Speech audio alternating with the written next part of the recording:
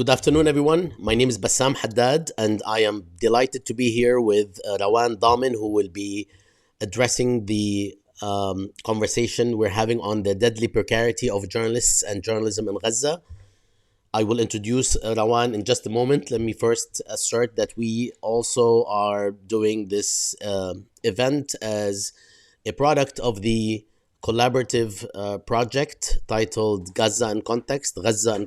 This is now upwards of 50 conversations and teachings that we have had that you can find on palestineincontext.org at any time. You will also be able to find soon a collection of shorter pieces from the actual teachings that you will be able to compile for any purpose, including for educational purposes. And you'll also be able to find the War on Palestine podcast, as well as a number of other resources that I'll let you discover on your own. Today, we would like to also thank our collaborators and our co-sponsors, upwards of 22 universities and research centers, for joining in this effort. This has been a very difficult 7 months, approaching 7 months, not least the past week, especially here in the United States. I have to say that one of our colleagues, Sinan Antoun, a co-editor of Jadaliyya and a partner in this project, was arrested last night at NYU when he was working with other students to protect them from being arrested by the police. And he was arrested himself. He was released early in the morning hours last night after midnight, and things are heating up on campus. This is something that will connect in various ways, of course, and is organically connected to what's happening in Gaza. And we are proud and happy that we are able to get in touch with people like Rawan to address this an aspect of this context that's very important. Let me introduce Rawan, but first, before I introduce you, Rawan, Kifik, how are you? Alhamdulillah, I'm very glad to be also with you and with everybody. And despite a very heated week, I've been following what's happening in Colombia and Berkeley also last night. Yes, absolutely. Thanks, Rawan, for joining us. I'll say a couple of words about Rawan, although I'm not going to be able to read her entire biography because it is actually pretty extensive. Rawan is a multifaceted person. She's a filmmaker and media consultant, also the Director General of ARIJ since January 2020. And we will talk about what ARIJ is. It's Arab Reporters for Investigative Journalism, something that ARIJ, Rawan, will share with us extensively in just a moment. She has 25 years of experience in TV and digital storytelling and stands behind tens of award and stands behind tens of award-winning TV documentaries and investigations in the Arab world. She was also a senior editor at Al Jazeera for 10 years, where she commissioned more than 250 documentaries from all over the Arab world. During the 5 years as ARIJ's Director General, Rawan has opened the first regional platform for fact checkers and another first regional Arab language whistleblowers platform. In addition to ARIJ Artificial Intelligence Strategy, she led the publication of more than 200 investigations with tens of award-winning reports. There's a lot more that I can say about Rawan, but I will leave you to discover this on the website. We will add her entire bio on Jadaliyya, on the post that led you to this event. And with this, let me welcome you again, ARIJ, and say that after 7 months of slaughter, essentially, we have seen an unprecedented targeting of journalists, which is why a lot of people are interested in this event. And I know that you'll also be sharing with us some resources. So I will leave you with the floor is yours. Thank you very, very much, Bassam. I'm very glad to be here with you all. I am a Palestinian originally. I was born and I live in Amman, Jordan, from where I'm speaking to you today. And I'm leading, as you said, ARIJ, the Arab Reporters for Investigative Journalism, a 17-year training organization, training in the whole Middle East and North Africa, investigative journalists and fact checkers. We have been training in Palestine, including Gaza, and in the last 5 years, we trained 250 journalists in Gaza. So on October 8th, we reached out to our community there. From the 250 journalists we trained, we have 22 different journalists who worked with us on fact checking reports or investigations. When they work on investigations, it means they work with us for 6 months, 1 year to do the investigation. We know them very well. They have been with us in our annual forums. We have our annual forum in Amman every year. This year is our 17th annual forum. And so we know them, we know their families, everything. So we reached out to them on October 8th and said, for only the small 22 different, journalists we know very well, saying, if you need anything, reach out to us. And very quickly, they started losing some of their family members. We had two journalists who lost their kids completely. All of their kids were killed. All of the journalists we know until now, we supported, and I'll explain how we did that. 150 Palestinian journalists in Gaza, all of them are displaced. Some for the sixth time, they are displaced. None of them now live in their own home. So when they started losing everything, losing their home, their furniture, their cars, their media equipment, some of them decided, we don't want to work journalists anymore. We don't want this because it's zero safety for journalists and civilians in Gaza. As everybody knows, more than 34,000 civilians have been killed and more than 120 journalists lost their lives since the 7 months. And many, of course, injured. And so, from the journalists themselves, we have a very close friend of us, Abdullah Al-Haj, who did for us still photography in Gaza, has lost his two legs and is now being treated in Doha, Qatar. So we started reaching out to our journalists after they lose all of their media equipment. As I said, some of them, they don't want to continue as journalists. So we started buying their equipment secondhand and giving it to journalists who want to continue the coverage. And also we started from early October to buy equipment from within Gaza. I've talked to the Red Cross and they clearly told me that Israel doesn't allow any media equipment into Gaza. It means that no mobile, no laptop, no battery, no mic, no lens, no camera is allowed from outside Gaza into Gaza at all. So we needed to find stores, production houses, producers we knew on the ground. I have friends there from more than 20 years ago. And so they helped us find the equipment, purchase the equipment, and give it to the journalists who want to continue the coverage. And even some of the owners of the stores were killed. And so their families opened for us the stores to purchase this equipment. And the equipment, as I said, are very simple things.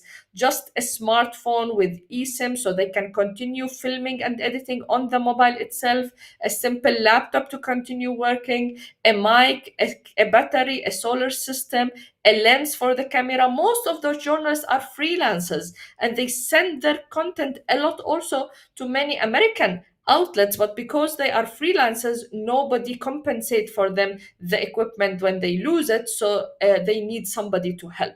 And I have, talked to many international organizations because we in ARIJ, we never did this emergency work. We never led such an emergency work on the ground, purchasing the equipment and delivering it to the journalists. And slowly, slowly, we had more and more journalists coming on board. So we needed to vet if he or she is a journalist, what's their published work, whom they work with, and all of that. And also, unfortunately, when we started reaching to the journalist with a mobile, we'll find out that she and her family, they don't have food, they don't have clothes. So we needed to buy food and clothes for the journalist and his or her family, and also delivering the equipment. So we started also doing humanitarian aid for that. And we got supported from RSF, Reporters Without Borders in France, and from CPJ, the Committee to Protect Journalists in the States.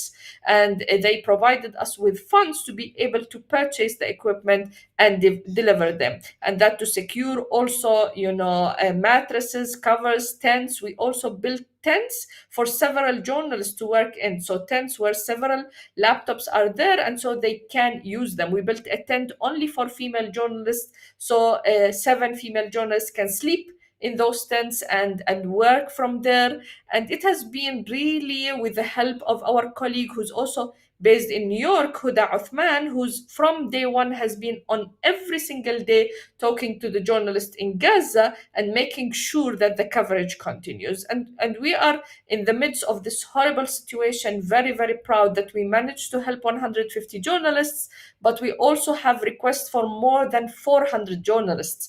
In Gaza, there is more than 2,000 journalists, 1,000 registered in the syndicate and 1,000 outside of the syndicate. And so we have requests, and unfortunately, we don't have the funds for that. We opened before Christmas just our first crowdfunding campaign for this, and I would say some of my American friends, and even Jewish American friends from the academia were some of the first to contribute to the crowdfunding campaign, and we gathered more than $54,000 and we spent them on helping the coverage in Gaza. I think one of the things we are very clear about that Israel does not want this coverage to continue at all. This is why no international journalist is allowed into Gaza, and most of the staff journalists who are connected to big media outlets have been relocated outside of Gaza with their families. And so the left are only Palestinian journalists who work for the local Palestinian outlets, and also freelancers who give the world, images, videos, text from within Gaza. And we are very worried that some of the worst human rights violations are not documented because they are happening in places where there is nobody to document what's happening. And as you know, it's very, very difficult to upload those videos from the mobiles, from the small cameras into the cloud and into the world so we can know what's happening. And there's, horrible stories from the journalists of what's happening to them. The starvation have been used, especially in northern Gaza. We have been disconnected from our community in northern Gaza for 6 weeks. Only 4 or 5 days ago, we managed for the first time after 6 weeks to reach them with equipment and with food and some of the clothes and the support and the humanitarian aid. There has been for a long time like a miracle just to find a power bank, a solar system power to charge their mobiles and their laptops to continue working. I would really salute the courageous Palestinian journalists who are working in Gaza Strip. It's amazing what they have done, and it means a lot to them to see what's happening in the campuses in the States. I know that because I'm talking to them. It's very give them hope that the world did not forget them, that they are there, and that there is hope that the ceasefire will happen, this genocide will stop, and that they will be able to live a normal life like any human being. This dehumanizing from the Zionist project and from Israel has been very horrible, even to all people around the world, but for Palestinians inside of Palestine, and Israel, it has been very, very difficult. And I would say also that Palestinian journalists in the West Bank are facing really also very difficult situation. It has been every day almost from the last 7 months, bombardment, imprisonment. There has been a lot of cold killing and bloodshed in the West Bank. And for also Palestinians who live inside Israel, and we have a community there, they told me that this is the worst suppression of freedom of expression that they ever faced since 1948. It's really worse than the time when the military was there, until the military rule until 1966, because the suppression of expression for the Palestinians within Israel, even to demonstrate, even to write on social media, has never been worse. And so it's I would like to just highlight, and it will be on Jadaliyya posts, the links to what I'm sharing, the crowdfunding campaign we launched, and this is where you can find all the information. I'm not sure if it appears to everybody on the screen. um, and so this is the coverage that we started before Christmas on 21st of December. There's also a form for any Palestinian journalist within Gaza. They can also fill a form, and so it's first come first served, and especially if we find the equipment she or he needs. This is part of ARIJ general work, you know. It has been, let me try to stop sharing and share it again so it will be clearer to everybody. Uh, Do you wanna share the URL one more time, and I can also put it up? sure. So if I'm sharing this page, it will be clear. Yeah. Yeah. So and we were amazed also by individual, you know, donors. Some like donated $10, some donated $1,000. Like people really cared, and usually people care about humanitarian aid, but not helping journalists to continue their work. And for their, you know, all journalists have been traumatized. Even our team are traumatized. Even our team at the office, we are having, you know, mental support for the team every week, having an offline group, online group, because our team are watching the videos coming from Gaza every single day, especially fact checkers to fact check this content. And also the journalists in Gaza have been very traumatized. But one of the things that gave them hope is continue working. They always tell us, because we continue working despite all of these challenges, we feel there is hope.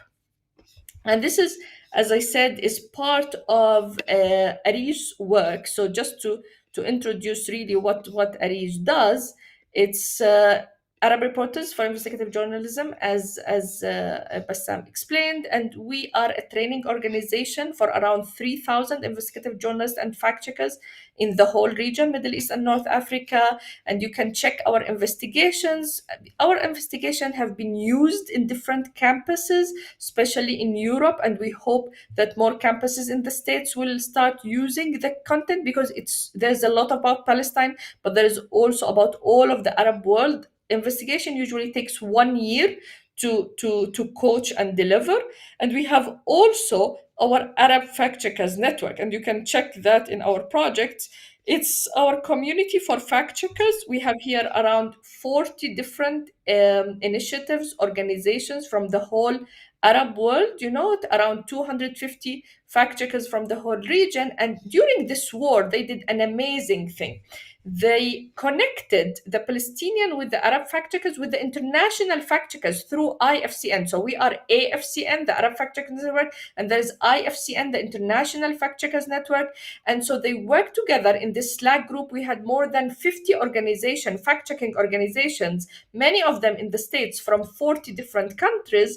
And they work together to fact check any video. Like in Japan, there is a video in Arabic language that reached them. They put it on the Slack group. They work together to fact check this. And it was really instrumental in combating this malinformation. We noticed in this genocide a lot of AI generated content that has been used, part of the disinformation. And it was amazing how fact checkers worked together and succeeded in also giving us some hope.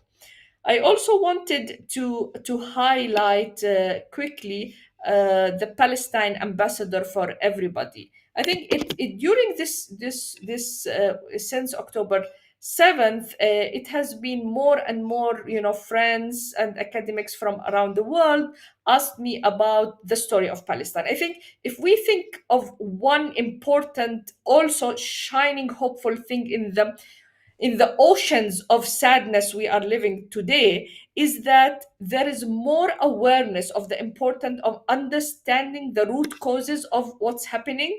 And so this is an e-learning free platform that I initiated 6 7 years ago, and it's full of documentaries and films that were done by myself, by other Palestinian and Arab filmmakers from all over the world. And it's available in Arabic, English, and Spanish. So you'll have all of this content, around 40 different hours of documentaries, of content, audiovisual content in the three languages. So also it's important in the States in English and Spanish that it's available. So for example, if we go to the history, we'll find Al Nakba documentary. I did this in 2008. It was translated into English and shown on Al Jazeera English in 2013. And it tells the story from 1799 until today. And it's extremely important to understand the ethnic cleansing of what happened in 1948. I had in this series 4 hours of documentary, the best new Israeli historians, Palestinian, British historians speaking to me about this. And so this documentary has been translated to 10 different languages. It's available on YouTube on 10 different languages. It's available in Italian, in French, in sign language as well, and in Portuguese. I've showed it in the States and in Latin America in several places. And so it's part of transferring documentaries and investigation into lessons that can be used within the classrooms. Both the investigations of ARIJ and also Palestine ambassador content can be, and I heard it from several academics, that when they tell the students to read a chapter like 20 pages, some of them will do, some of them will not. But when they ask them to watch a documentary about the topic, they will watch it and they will be more engaged in the class. So I think it's one of the audiovisual tools to help us learn about what's happening. And it's extremely important to understand that to help Gaza and Palestine and historic Palestine these days, it's important to understand the root causes of what's happening and why this is happening from the start beginning. Wow, that's a lot. روان يعطيك العافية. Thank you very Um, much. can you tell us today, given that there's been a media blackout for since the very beginning, uh, and I know you mentioned some of this, I just want to ascertain that today on the ground, in terms of Palestinian journalists who are basically the main category, with some sprinkles of others that I know that try to come in somehow. What is the what might be the numbers of people who are reporting from throughout Gaza, in Rafah and beyond? Do we have a sense of what is left and the extent to which, in proportion to what existed in the early months, is it cut by half? Is it the same? Are there what is Yeah. happening in that regard? Yeah.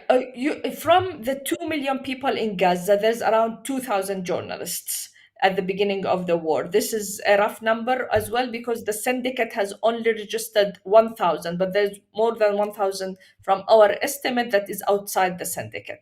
Now, who were relocated and left Gaza are the journalists who are with the big media outlets. So BBC got their people out, AFP got their people out and their families, AP got their people out, Al Jazeera, major staff people got people, out. And so some of the other journalists, managed to leave Gaza. It was very, very difficult for them to leave, but it was also, the only option they had. But the total number of this will not be more than 300 people. So we have around 1,700 on the ground. And even the names of the journalists, when they put their names, because the Israelis and the Egyptians should approve the names, and for many cases Israel don't approve names of journalists to leave to Egypt even temporarily. They would approve the wife and the kids, but not the journalist himself, herself.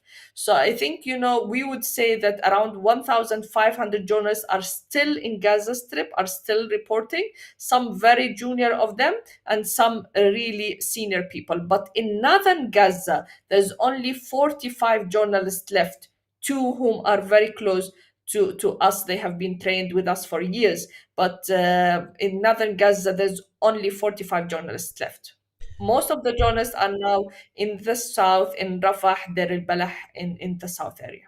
And do you have any information as to how easy it might be to get into Gaza from Rafah, from Egypt? Or is this something that, because from what I and others have written, uh, some people are being let in, like certain sorts of people are being let in from Rafah, including some journalists, as we have seen. Even a CNN journalist went in, quickly did her work and got out. Is this channel open, or is it guarded? Do you know anything about that connection Yeah. between Egypt and Rafah? Yeah, from, as you know, leaving from Rafah to Egypt, you need to pay the $5,000 and to leave as Palestinian. As Palestinian, it's very difficult to leave from Rafah to Egypt. Even journalists, even civilian, even, cancer patients, it's very difficult. Now, getting in started to be easier just in the last weeks. For some connected with the international organizations and mainly through international humanitarian organizations, that some international journalists are allowed, but only in the last 4 weeks some of them made it. Not before, it was very, very difficult, and it also through Israeli approval. So nothing is happening from any of the sides without the Israelis approving the names.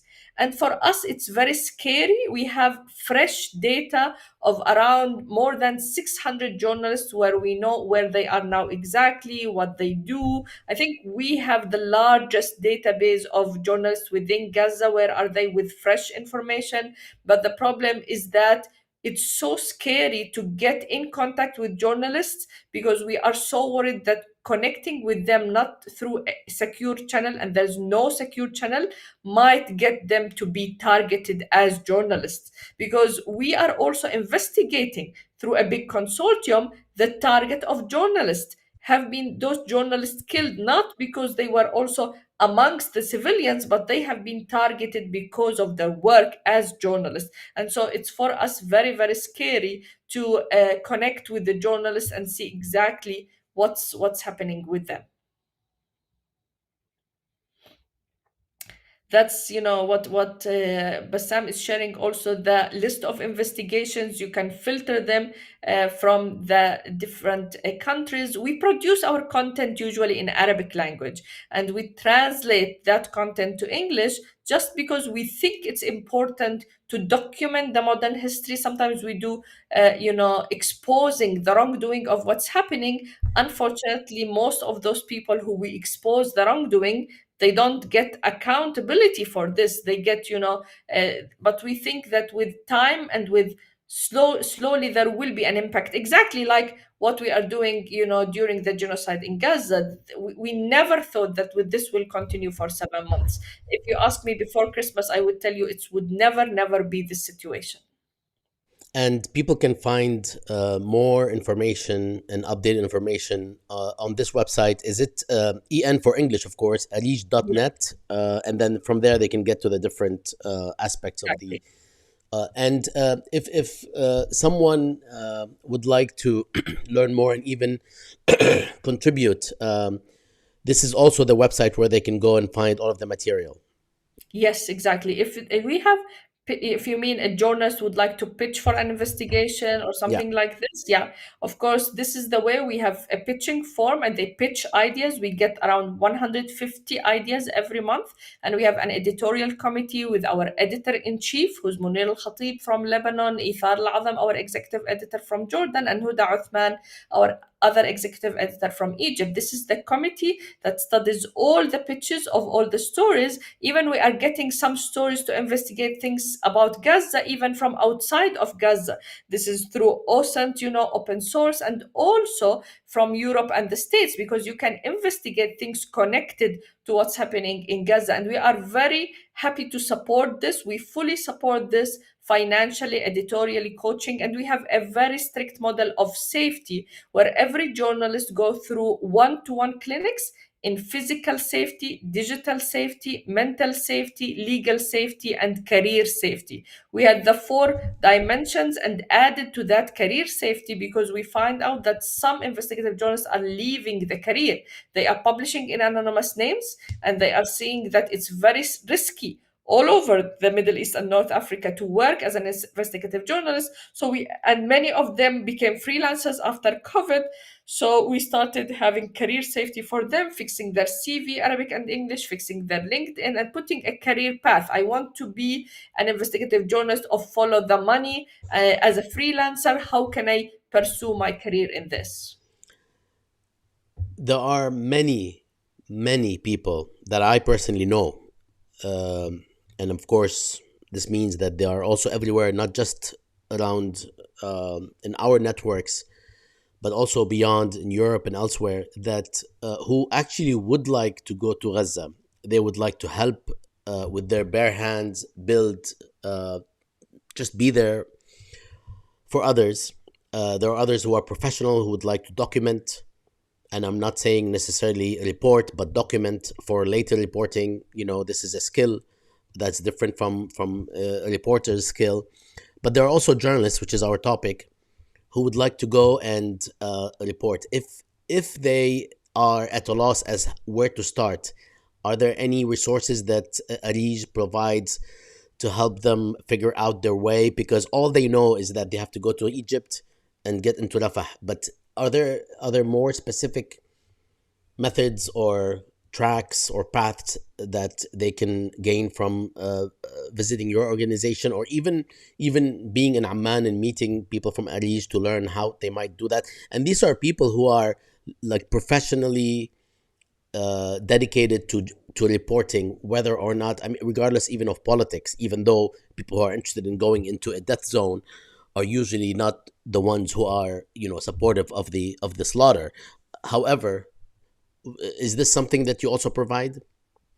No, we don't, but we have, the best two international partners who are doing this, and we can add their links to the Jadaliyya, post, is the Reporters Without Borders, RSF in Paris. They are helping with this, and CPJ, the Committee to Protect Journalists in New York, who are Yeah, also can help in this. We are not involved in any getting journalists into Gaza or outside of that, because that's beyond our capacity as a regional Arab network. But we have other international partners who are involved in advices like this. And our advice to many journalists who are not trained as war journalists working under war zone is to try to cover the stories from outside until things get better. Because really, if you are not experienced and if you don't have the full experience, it's extremely risky to be in Gaza these days. And even journalists who have been trained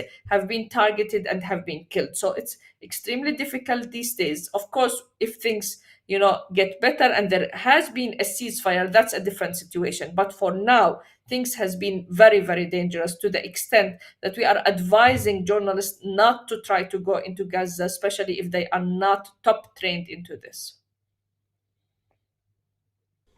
absolutely. Can Rawan, can you tell us how these investigations that you are conducting, how can they be used as pedagogic or educational resources?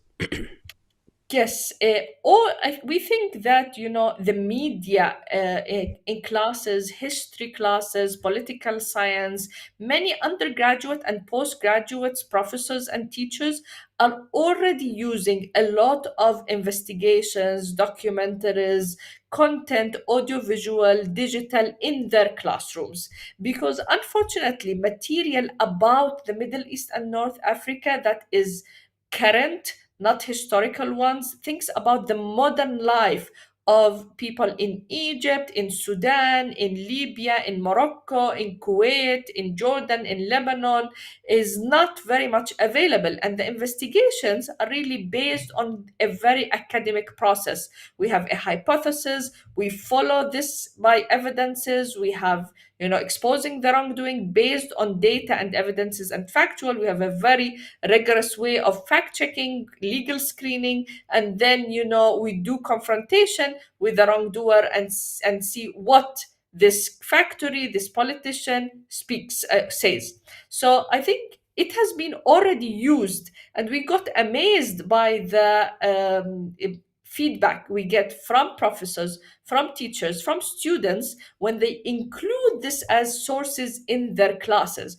So they'll have, for example, a class about civil war in Sudan, and they will include an investigation that a Sudanese journalist did with the content that is fresh and recent, done this year, last year about the topic, and then people get to understand, especially students, more what's happening on the ground. It's not done by researcher, it's done by a journalist who's part of this community covering this. And we have amazing stories from teachers, in the region. We have connections with around 70 different colleges and universities in the region using our material in their classes. And one of the astonishing things I found, using our investigations to teach translation, because you have the investigation in Arabic and in English. You have it, in both languages. And so they started using this even in translation classes, with content that is engaging, giving, students a new perspective, especially about regions where you don't have much independent media covering these topics. Unfortunately, there's very few independent media that is covering this, not to be owned by state or partially by state. Unfortunately, in many Arab countries now, there's a monopoly of owned media by the state, who have only one narrative in saying exactly what they want to say. And sorry, and I do have to commend you, Rawan, for doing all this, but also doing it, frankly, from a particular context, which is pretty tense. As you know, I mean, there's been more than a share of commentary on the context from within which you operate. So all power to you and to the people that actually are courageously moving forward despite all of that. We would like to, if there are questions from people joining, we would like to take them. But I also have some other additional questions to ask. If if somebody is in the region, and specifically in Jordan, and they would like to lend a hand, right, in terms of the work that you're doing, is it just a matter of contacting ARIJ, and because there are right now literally thousands of graduate and undergraduate students worldwide, notably in the United States, where I'm at, where I'm able to canvas this preference, who would like to actually do something. And as we speak with different people that are doing good work, I would like to ask them, and now ask you, what can somebody do, a graduate student who has the summer open for them and they'd like to intern, but they don't want to do something that is mundane and would like to do something that's more hands-on and meaningful. How can they contact you, and whether is it possible? Yeah, yeah, yeah. We have, they can easily contact us at info@arij.net, and we have different also partners in other Arab countries as well. So we work with independent media in Tunisia, in Lebanon, inside the West Bank, and in Egypt, and many have volunteered with them. There's different ways that this can be done. They can even do it from some of the campuses in the States, where they involve in like online work. Some of them help us with translation, with proofreading, with dissemination, with open source investigations. There's a lot of ways that people can support, and there's people who would like to use this content in their teaching, in their research. Some of them would like to write about this, and also do some for even their campuses newspapers. And so it depends on the different aspects that they can do. But definitely some in Jordan, were connected with us. Some they went into the West Bank, because it's easier these days to go into the West Bank and be helpful there. Also in Lebanon, also in Egypt and in Tunisia, we had a few cases. And I think it's important to mention, because you mentioned how difficult it's to work investigative journalism these days, that half of our community end up publishing in anonymous names. And one of the techniques we learned from working with ICIJ, the International Consortium of Investigative Journalists, because we have been part of all the ICIJ project, Paradise Papers, Panama Papers, Pandora, and all of that, is the multi-publishing technique. So we had an investigation from Palestine, where it was published by two anonymous names, but we knew that if we published only in Palestine, they will be known, because there are very few data investigative journalists who does this quality of work. So we ended up publishing in 16 different publishing platforms in both Arabic and English, in Palestine, Jordan, and Lebanon. And so this way, nobody knew from where those journalists are. Are they Lebanese? Are they Jordanian? Are they Palestinians? And so this investigation managed to reach a wider audience, but it's also for safety that we multi-publish. I think with this was really a big learn from the big cross-border collaboration investigative projects.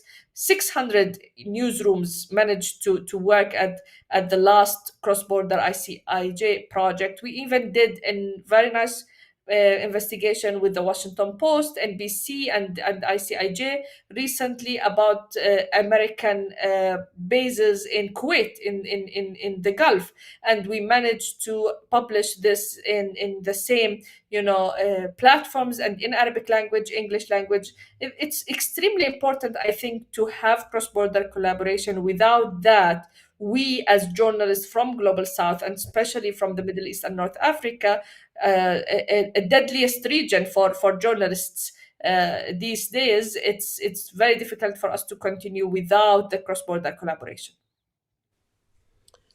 Thank you very much, Rawan. This is lovely, and I'm one of those people who will actually be visiting the region as I always do, and I would love to meet you in person and learn more. And I will be, like many other people who are listening, if they have students visiting the region and they're interested in doing something that is supportive of journalism, and I'm sure they are able also to do things from afar. They don't have to go into Gaza. There's a lot that can be done. Please feel free to contact Rawan and the organization at info@arij.net. I put it on the screen if you can ascertain that this is the right email. Yep. And then, of course, the website is right there. Um, uh, Rawan, is there, do we have any indication of uh, who, in terms of the journalists, it's mixed, right? It's men and women. Yeah, of course. In Gaza, you mean? Yeah.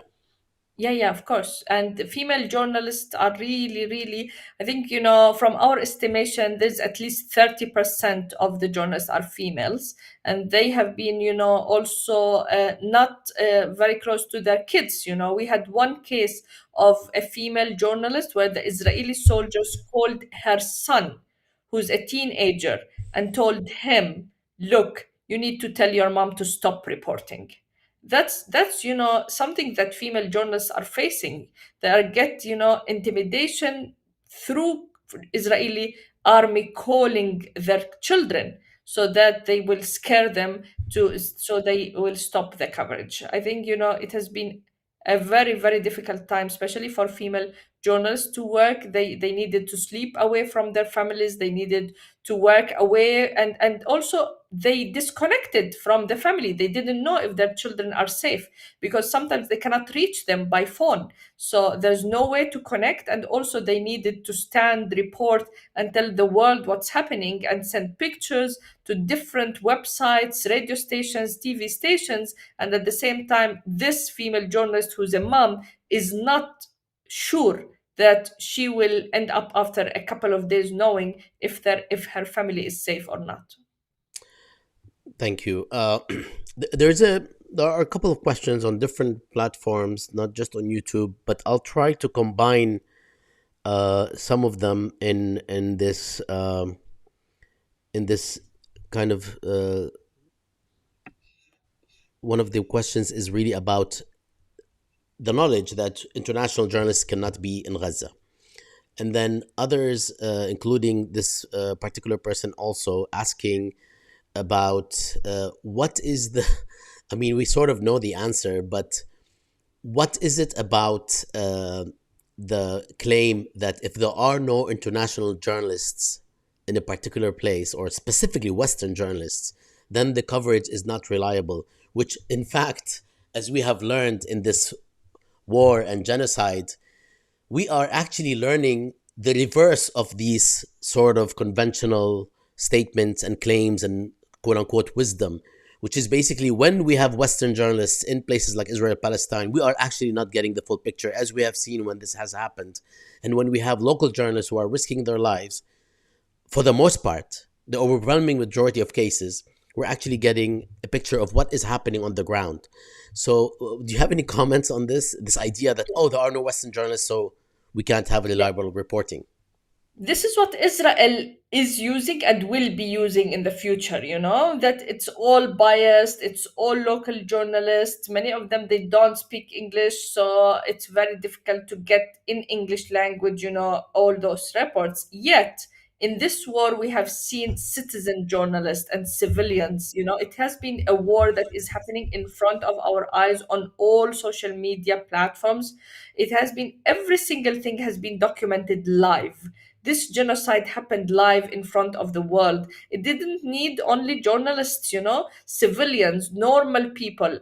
They became influencers. Kids have been documenting what's happening to them and showing the world this. So I think this claim of objectivity, of not telling the truth, this is the cumulative group telling the truth of a genocide against the Palestinian people. And this, ethnic cleansing has been happening in Palestine since 1948. In 1948, when 700,000 people were expelled, we ended up having 2 minutes of video and 10 still images only. This is what we have from ethnic cleansing of 700,000 people from 1948.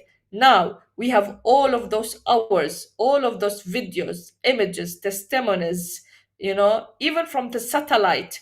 There has been drone footage, not by civilians, by Israeli drones, documenting this killing of Palestinians. How we can, after all of that, say this is not objective?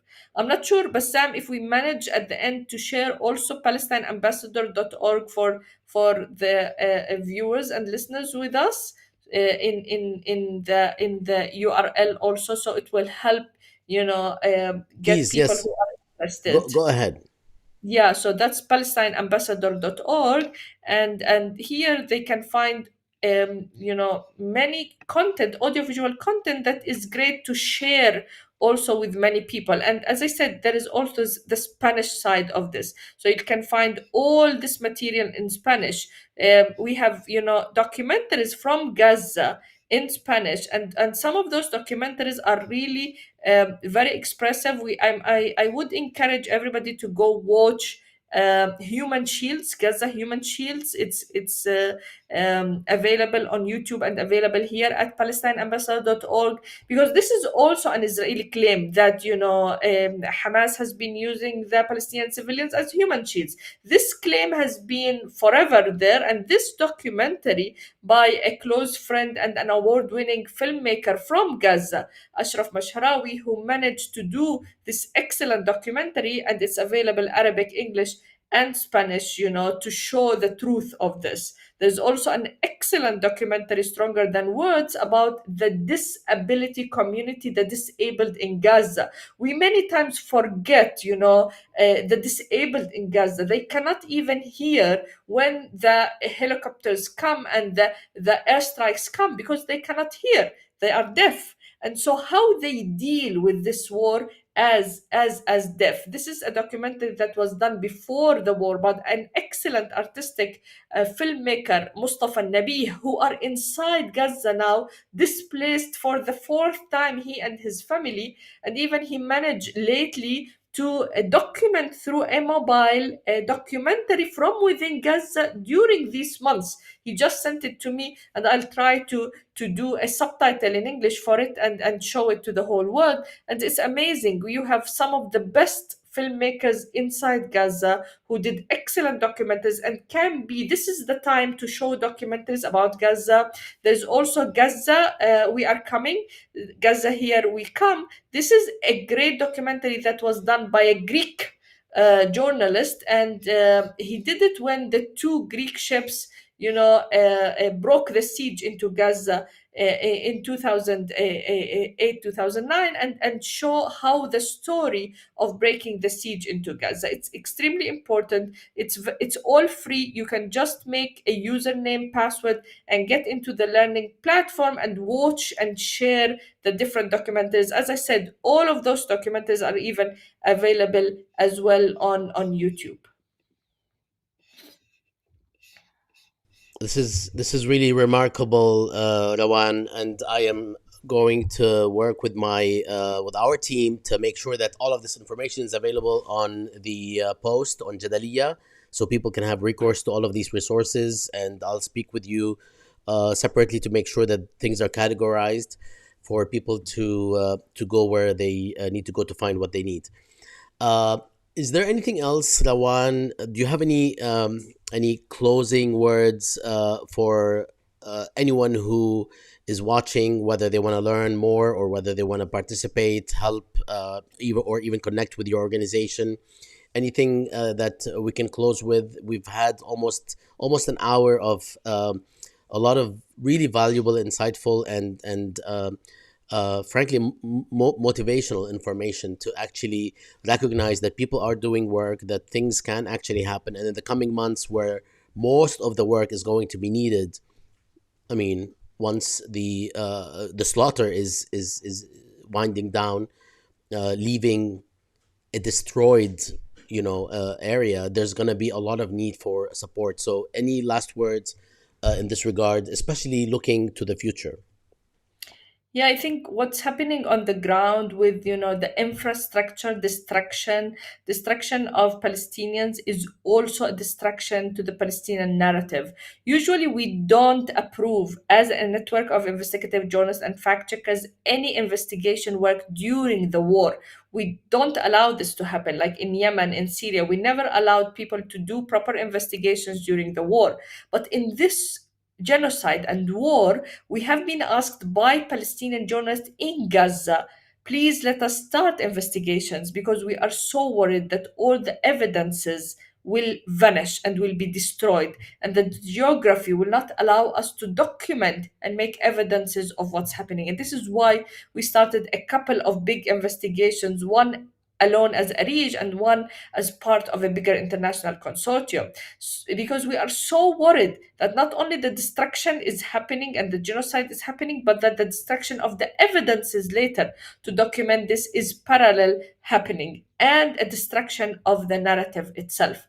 I think we have known how history is written, and it's extremely important to write our own history. And what the students and the professors who are supporting the students are doing now at the different campuses in the States, it's part of that. It's telling to the whole world we will not stop documenting what's happening, talking about what's happening. And we know that we might be now not the majority or not the most influential on the political policymakers, but we want to be part of writing the current because this is part of the history to come.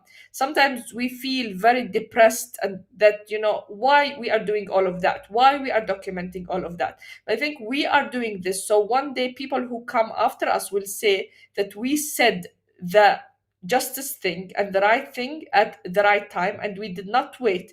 And even if we paid a price, it was something that we documented. There is factual documentation. It's not opinion. It's not articles, of opinionated. It's facts. It's visuals. It's investigation. It's research. And we are very happy to collaborate with international academics and students. We have even a good research unit. We have newspapers from around the Arab world documented and classified. So many requests come to us like, I need a Lebanese newspaper in 1955 that says this, or I need a Syrian newspaper in 1970 that said this.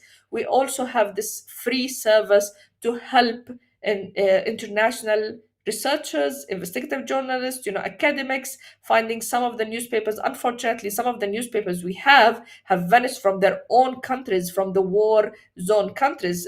We had a case where people did not find the newspaper in Yemen, but they found the newspaper they needed at our database.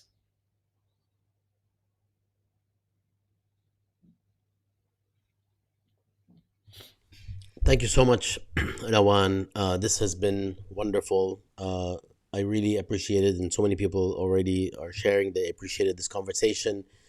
I just want to point people's attention to the website where they can find much of this, en for English, .arij.net, and you can email the organization at info@arij.net.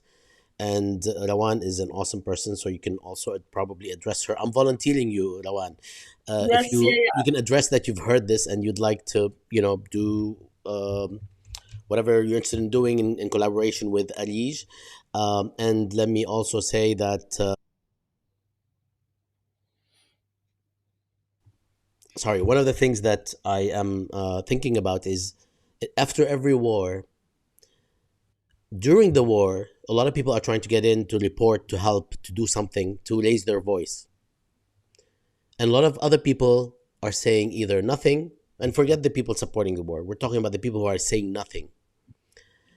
And some of those people, right after the war, they want to come in to a post war zone and capitalize on what's going on for their own career and for their own benefit. I really hope that there's some sort of mechanism to support those who have tried to get in during the war, during the genocide, and risk their lives, as opposed to those who are trying to benefit from the carnage henceforth. I don't know if this is something that exists, but it's a pattern that I've witnessed from the 2000s, frankly, early 2000s in Iraq with the invasion of Iraq. We were one of the teams, the first team actually to enter Iraq to produce a documentary on Iraq about Baghdad. And then we saw this deluge of people who supported the war, had very few critical things to say about the conduct of the war and what actually happened and the raison d'etre of it. The same thing happened in Gaza in 2008 9, December, January, in Gaza in 2014, in Gaza and the West Bank, and always in the West Bank, of course, 2018, 2021. And it's likely to happen now. So I hope that there's some sort of mechanism to deal with that. Um, in all cases, thank you so much, Rawan, for joining us and sharing all this information. I hope we speak again. I'm looking forward to meeting you in person in Jordan, and I invite everyone to visit the website for more information on the question of journalism and investigative journalism and what's happening in Gaza and what ARIJ is doing in terms of supporting journalists to make things a bit more feasible and a bit less risky for them. yeah. Um, We are happy for people. We announce a lot of things on social media on our trainings and opportunities and annual forum. We have our annual forum. 500 people were in person with us in Amman last year and 1,800 online. We'd love you, Bassam, to be with us this year in our annual forum in person in Amman in December. So hopefully I'd love. this also will happen. And I would like really to thank you for this opportunity to be online, and for Jadaliyya team who's doing a great work and very vital and very important at this particular time. Thank you, Rawan, and I hope to speak with you in person soon. Thanks to everybody who joined. Thanks to all the sponsors, co-sponsors, and as well as the team that has worked behind the scenes to put all of this together. We will be back soon, next week actually, with a couple of events on in this under the series in defense of academic freedom. So until then, be safe and salam alaikum, bonsoir, ma salami. Take care. Take care.